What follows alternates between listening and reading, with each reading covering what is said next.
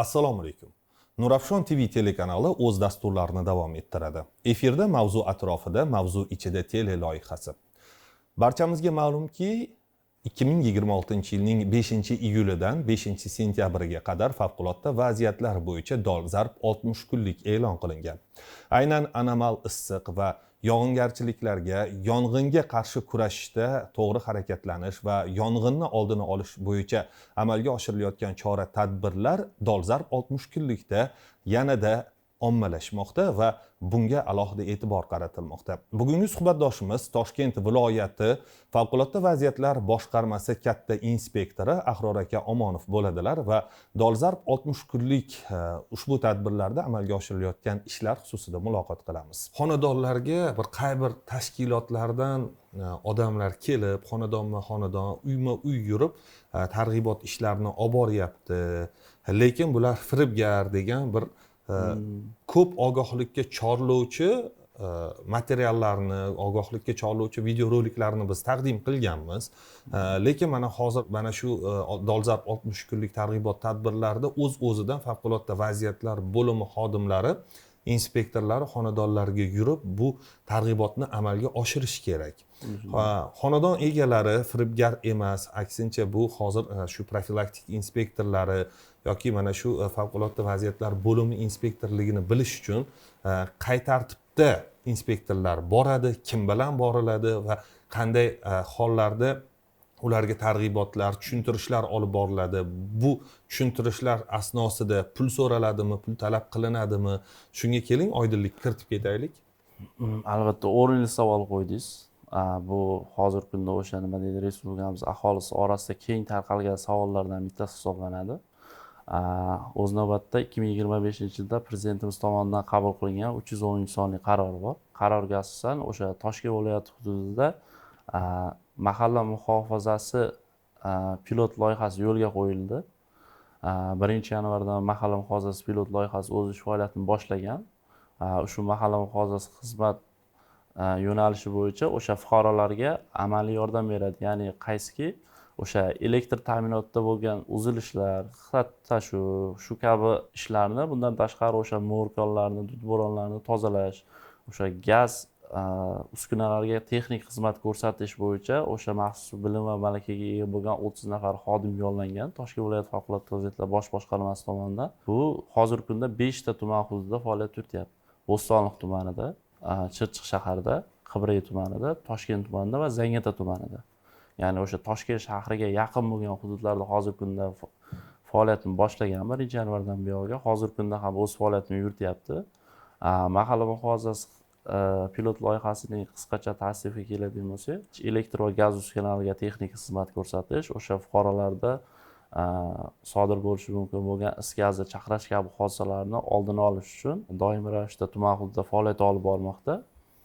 Bundan tashqari o'sha ushbu qaror bilan favqulodda vaziyatlar davlat nazorati inspektorlari soni oshirildi va tuman hududida katta yo kichikligiga qarab turib davlat nazorati inspektorlari tuman shahar kesimida taqsimlangan. Ya'ni bu taqsimlanish o'z navbatida kamida 4 ta mahallaga bitta favqulodda vaziyatlar davlat nazorati inspektori biriktirilgan. O'z navbatida u inspektor o'sha 4 ta mahallaga doimiy ravishda targ'ibot ishlarini olib boradi. Mahalliy yettiligi bilan hamkorlikda ishlarni yo'lga qo'yadi. Hozir aytib o'tgan savollaringizdan biri o'sha inspektor borib turib, xonadonga borib turib tekshiradigan bo'lsa, tekshirgan taqdirda ham u hech qanaqasiga pul talab qilish huquqiga ega emas. Ya'ni inspektorlar faqatgina amaliy yordam beradi va fuqarolarimiz huquqiy ongini oshirishga, bilim ko'nikmalarini oshirish bo'yicha targ'ibot ishlarini olib boradi. O'sha mahalliy yettiligini xabardorligida. Bundan tashqari hozir o'sha ommaviy axborot vositalari, bundan tashqari internet tarmog'i rivojlangan davr, o'sha Telegram messenjeri orqali ham deyarli yurtimizda har bitta mahallani o'zini mahallaning guruhlari bor. Ushbu guruhlarga ham davlat nazorati inspektorlari a'zo bo'lgan. Masalan, o'sha 4 ta mahallaga biriktirilgan inspektor har bitta mahallada a'zo bo'lgan va mahalliy yettiligi bilan hamkorlikda ish olib boradi.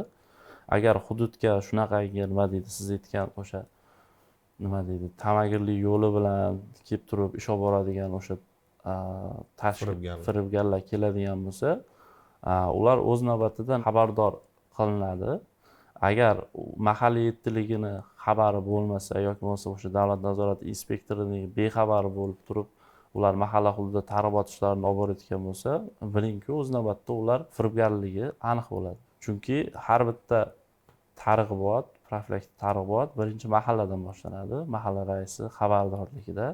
Bundan tashqari davlat nazorati inspektori o'zi ham birgalikda o'sha xodimlar bilan birgalikda chiqib turib targ'ibot ishlarini o'tkazishga yordam beradi. Toshkent viloyatida asosiy uy-joylarni qishloq hududidagi yakka tartibdagi xonadonlar tashkil etadi. Aynan yakka tartibdagi xonadonlarda baribir bilamizki, chorvachilik bilan shug'ullanadigan xonadonlar bor. Ozuqa saqlayman, yem-xashak saqlayman deb tomni shu chordoq qismlariga qo'yishi mumkin. Umuman hovlida shu qurigan o'tlar yoki o'tinlar bo'lishi mumkin. Mana shu targ'ibot tadbirlarida xonadonlarda qanday tartibga solinish kerakligi bo'yicha materiallar tarqatiladimi va bu bo'yicha yo'riqnomalar eslatib o'tiladimi? Har bitta mahallaga o'sha davlat nazorati inspektorlari biriktirilgandan so'ng, ushbu inspektorlar mahallaga doimiy mas'ul bo'lgandan so'ng mahallada doimiy targ'ibot ishlarini olib boradi va o'sha doimiy targ'ibot ishlarini olib borgan jarayonda fuqarolar bilan doimiy ravishda yo'l yo'riq o'tadi. Eng ko'p yong'inlar chiqadigan joy, tahliliy ma'lumotlarga qaraydigan bo'lsak, o'sha molxonalarda sodir bo'ladi. Bunga asosiy sabablardan biri fuqarolarning ochiq olovdan ehtiyotsizligi yoki bo'lmasam elektr sim kabellarini montaj qilish qoidalarini buzish natijasida kelib chiqadi. Misol qilib aytadigan bo'lsak, o'sha ko'pchilik fuqarolarimiz molxonasiga elektr sim kabellarini tortishadi. O'sha yorug'lik chiroq maqsadida tortishganida umuman himoya qobiqsiz, ya'ni o'sha xalq tilida gofra deyiladi. Gofra qobiqlarga o'rilmasdan faqat elektr sim kabellarini o'zini tortishadi. Bu ham o'sha qonun qoidalariga zid hisoblanadi. Alohida himoya qobig'iga ega bo'lgan gofralarga o'rilgan holda montaj ishlarini olib borish kerak. Yana bitta fuqarolarimiz yo'l qo'yadigan kamchiliklardan bittasi, o'sha simni molxonaga olib borgandan keyin mix bilan o'sha kabelni o'rtasidan qoqib qo'yishadi-da. Oddiy misol. Qoqib qo'yishadi. Bu o'z navbatida o'sha qisqa tutashuv natijasiga keltirib, shundan ham juda ko'plab nafaqat o'sha molxonalar, balki yashash uylarida ham yong'inlar sodir bo'lganiga guvoh bo'lganmiz. O'shaning uchun o'sha agar elektr sim kabellari montaj qiladigan bo'lsak, barcha o'sha me'yor talab qoidalarga amal qilgan holda belgilangan himoya qobiqlariga o'ralib montaj qilinishini so'rab qo'ygan bo'lardik. Fuqarolar bu o'z navbatda o'zining ham xavfsizligi, o'sha o'zining mol-mulki, hayotiga xavf solmaydi. Ya'ni o'zini xavfsizligini ta'minlagan bo'ladi shu qoidalarga amal qiladigan bo'lsak. Bundan tashqari yana ko'p sodir bo'ladigan yong'in sabablaridan biri bolalar sho'xligi. Kichik yoshdagi, maktab yoshigacha bo'lgan bog'cha yoshidagi bolalarimiz, farzandlarimiz o'sha chiqib gugurt o'ynashi natijasida o'sha yakka tartibli xonadonlarda juda ko'plab yong'inlar sodir bo'ladi. Bu holat tahlil qiladigan bo'lsak, oxirgi 5 yilda yildan yilga bolalar sho'xligi ortib boryapti. Bundan tashqari o'sha yakka tartibli aholi xonadonlarida yoki bo'lmasa ko'p kvartirali uylarda istiqomat qiladigan viloyatimiz fuqarolaridan iltimos qilgan bo'lardik. Ya'ni o'sha elektr energiyasini behuda sarflamaslikda. Bu o'z navbatida fuqarolarimizni o'zini mol-mulkini asragan bo'ladi. Ikkinchidan o'sha davlat mulkini ham asragan bo'ladi. Sababi fuqarolarimiz o'sha ortiqcha elektr yuklamalaridan xalos bo'lgan holda doimiy ravishda kundalik hayotini olib boradigan bo'lsa, o'zimizda barcha tarmoqlangan podstansiyalarimiz bor, transformatorlarimiz bor. Ularning ham yuklamalari me'yordan oshmaydi va bu jarayonda transformatorlarda ham turli xil ko'rinishdagi nosozliklar, yong'inlar kelib chiqmasligini oldini olgan bo'lamiz. Yong'inlarni ko'pini agar tahlil qilinadigan bo'lsa, deylik bir chaqnash chiqdi yoki yong'in boshlandida, fuqarolar, xonadon ahillari men shu o'tni o'zim o'chirib olaman deydida harakat qiladi. Qo'shnisi chiqadi yoki bir qanchadir muddat o'tadi. Bir vaqt o'tganidan keyin u alanga yana ham kattalashib boradi. Keyin uni eblab, uni o'rab olishni imkoni bo'lmagandan keyin favqulodda vaziyatlar bo'limiga yoki qisqa raqamlarga qo'ng'iroq qilishadi va vaqtni boy berishadi. Bu o'z-o'zidan alangani, yong'inni kattalashib ketishiga olib keladi.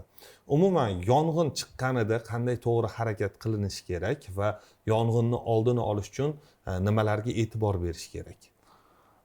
Avvalo o'sha yong'inni oldini olish uchun fuqarolarimizdan asosiy eng ko'p tahlil qiladigan bo'lsak, avvalgi yil o'zida viloyat hududida 1266 ta yong'inlar ro'yxatga olingan.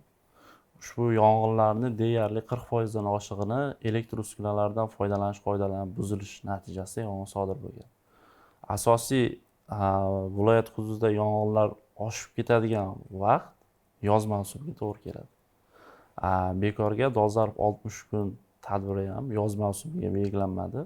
O'sha yoz mavsumida elektr yuklamasining ortib ketishi, bundan tashqari o'sha quruq o'tlarda yoki bo'lmasa sodir bo'ladigan yong'inlarning yana bitta sababi oddiy misol o'sha shisha sinig'i natijasida kunning haddan tashqari isishi natijasida o'sha fizikaviy qonun qoidalari asosida o'zimiz bilamiz issiqlikni kuchayish natijasida juda ko'p lupa effekti natijasida juda ko'plab yong'inlar sodir bo'ladi. O'shaning uchun yoz mavsumida eng ko'p o'sha viloyat hududida ham eng ko'p ro'yxatga olinadigan yong'inlar vaqti yoz mavsumi hisoblanadi. O'shaning uchun bu yilgi yoz mavsumini viloyat hududida xavfsiz o'tkazish, fuqarolarimizni mol-mulkini asrash uchun albatta yong'in xavfsizligi qoidalariga alohida e'tibor qilishini barcha fuqarolarimizdan so'rab qolamiz. Bu o'z navbatida aytib o'tganimizdek, o'sha ortiqcha elektr yuklamalarsiz barcha elektr uskunalardan foydalanadigan bo'lsak, bu o'zimizning xavfsizligimiz. Bundan tashqari chaqnash holati, o'sha gazdan noto'g'ri foydalanish natijasida ham chaqnash holatlari yuz beradi. Endi asosan chaqnash hodisasi kuz-qish mavsumiga to'g'ri keladi. Yoz mavsumida asosan faqat taom tayyorlash uchun ishlatganimiz uchun gazni unchalik chaqnash hodisasi yoz oylarida kuzatilmaydi. O'shaning uchun eng asosiy sabablardan bittasi boya aytib o'tdim, birinchi navbatda elektr uskunalardan xavfsiz foydalanishimiz. Isrofni oldini oladigan bo'lsak, o'sha ham o'zimizni xavfsizligimizni, o'zimizni mol-mulkimizni asragan bo'lamiz. Nima demoqchiman? O'sha ortiqcha ishlab yotgan, masalan, televizorni yoki konditsionerni fuqarolarimiz xonadonda bo'lmaganda ushbu elektr uskunalardan xavfsiz foydalanish uchun doimiy ravishda ularni o'chirib ketishni so'rab qolgan bo'lardik. Bu o'zlari uchun ham, biz uchun ham, xavfsizlik uchun ham nima deydi, juda ham bir kerakli, muhim narsa. Ahror aka, bugungi muloqotimizdan baribir qamrab oladigan mavzuyimiz juda katta. Biz bir qismini faqatgina suhbat qila oldik. Keling, bugun mana shu ko'rsatuvimizni yakunida bir xulosangiz bilan mavzu doirasida bir fikrlaringizni bayon qilsangiz. Ko'rsatuvimiz yakunida qisqa xulosa qilib aytadigan bo'lsak, barcha fuqarolarimizdan o'sha dam olish maskanlariga borganda, ya'ni o'rmon hududlarida yoki bo'lmasam bilamiz, Toshkent shahri va Toshkent viloyati aholisining deyarli yarmidan ortig'i Bo'stonliq tumanida dam olish kunlari dam olish uchun borishadi. Bu yerda eng katta xavfsizlikni ta'minlashimiz uchun birinchi navbatda o'rmonlarda yong'in xavfsizligini ta'minlashimiz zarur. Ya'ni o'sha o'rmon hududida bo'lganda yoki bo'lmasam tog', adirliklarda bo'lganimizda o'sha sigaret qoldiqlarini yoki bo'lmasam o'sha shisha siniqlarni u yerlarda qoldirmasliklarini iltimos qilib qolgan bo'lardik. Bundan tashqari o'sha turli xil ovqat tayyorlash uchun yoki taom tayyorlash uchun ishlatilgan cho'g'larni ham o'sha fuqarolarimiz ketishi davomida o'chirib ketadigan bo'lsa, bu ham juda ham maqsadga muvofiq ish bo'ladi deb ulardan iltimos qilib qolgan bo'lardik. Bundan tashqari yana bitta bugungi dolzarb muammolardan bittasi taqiqlangan joylarda cho'milish hisoblanadi. O'sha barcha yurtdoshlarimizdan ichimlik iste'mol qilgandan keyin suv havzalarida cho'milmasliklarini iltimos qilib qolamiz va bundan tashqari o'sha cho'milish taqiqlangan hududlar bor. Viloyatimiz hududida joylashgan kanallar, daryolar, soylar bo'yida cho'milish taqiqlangan maskanlarda cho'milmasliklarini, bu ishlarni doimiy o'sha nazorat qilish, hamkorlikda ish tashkillashtirish uchun yoshlarimizni ota-onalaridan iltimos qilib qolgan bo'lardik. Ularni doimiy nazoratda ushlashini. Hozirgi kunda o'sha Respublika gidrometeorologiya markazi tomonidan xabar berilgan ma'lumotlarga asosan butun respublika bo'ylab kuchli anomal issiq hodisasi kuchayish kuzatilishi ma'lumot uchun qabul qilingan. Shu sababli barcha fuqarolarimizdan anomal issiq vaqtida ayniqsa yoshi ulug' insonlarimizdan va farzandlarimizdan nima deydi, zaruriyat bo'lmasa kunning issiq vaqtlarida asosan soat 11-12 dan kechki soat 4-5 ga qadar ko'chaga chiqmaslikni so'rab qolgan bo'lardik. Bu o'zlarining xavfsizligi uchun ham, o'zlarining sog'ligi uchun ham juda ham foydali bo'ladi. Bundan tashqari doimiy ravishda kun davomida suv iste'mol qilishlarini so'rab qolgan bo'lardik. Bu ham fuqarolarimiz o'zining sog'ligi uchun juda ham kerakli maslahatlardan biri. Ahror aka, rahmat yetkazilgan ma'lumotlar, bildirilgan fikrlar uchun. Albatta dolzarb 60 kunlik bu faqatgina favqulodda vaziyatlar vazirligi yoki bosh boshqarmalari, umuman kuch tuzilmalarining sa'y harakati bilan amalga oshiriladigan ish emas. Bu hamkor tashkilotlar. Qolaversa, sizu biz oddiy aholi har bir fuqaroni zimmasidagi mas'uliyat deb bilamiz. Boisi har bir fuqaro o'zini muhofazasini qilsa, albatta ushbu issiq kunlar, dolzarb 60 kunlik ichi doirasidagi kunlar bu betalofat o'tadi. Hurmatli teletomoshabinlar, bugun dolzarb 60 kunlik doirasida favqulodda vaziyatlar Toshkent viloyati bosh boshqarmasi tomonidan amalga oshirilayotgan ishlar va ko'zda tutilgan vazifalar xususida muloqot qildik. Studiyamiz mehmoni Toshkent viloyati favqulodda vaziyatlar bosh boshqarmasi katta inspektori Ahror aka Omonov bo'ldilar. Hurmatli teletomoshabinlar, Nurafshon TV telekanali o'z dasturlarini davom ettiradi. Bizdan uzoqlashmang, salomat bo'ling.